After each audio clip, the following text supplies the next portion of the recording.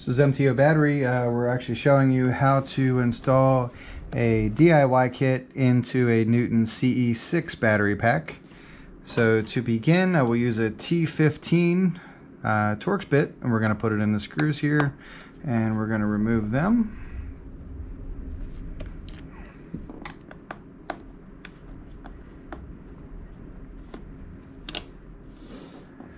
With them removed, we're going to lift this cap up here that covers the charging port. This one happens to be just about ready to fall off. As we tilt this end panel forward, we want to tilt up, and you can pull the bottom portion of this end cap off. Now we want to notate that there's some small wires here, so we want to just start to slide this internal assembly out of the front here, just so we can start to get it out. So this one looks like it has been done by somebody else previously. So you want to pull that negative wire off of there, and now we can get this end cap out of the way, and we can slide. This is what happens when they're not together very well. This was not done so perfectly.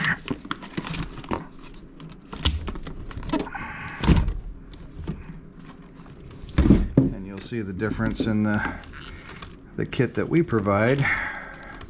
The reason we solder our wires together instead of just using the spade connections. So these connections are all soldered together, so they're not going to come off and pull apart.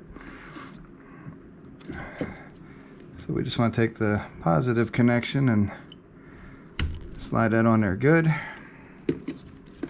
Sure the end cap is back out of the way, and now we just want to start getting this battery assembly engaged into the plastic housing here. That end cap got underneath it there. So with that in, we want to make sure this small red wire that's here is going underneath and through this small groove here. And now as we push that in, that wire will go back in. We want to pull this end cap out here to the end so it's ready when we get here. Now we want to slide the negative onto there, and again make sure we tuck this black wire into that little groove right beside the screw hole. If that would become pinched, that is the charging wire.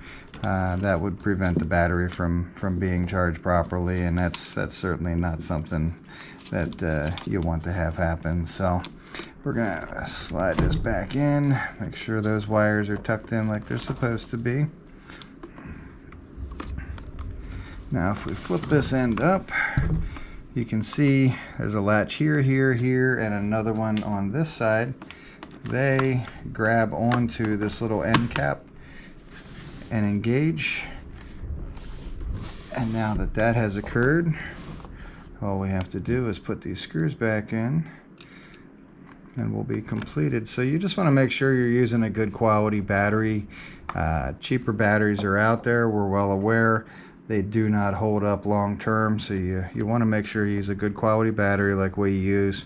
But the MTO DIY kit doesn't require anything special as far as installation and what have you, and it'll serve you quite well. Thank you and have a good day.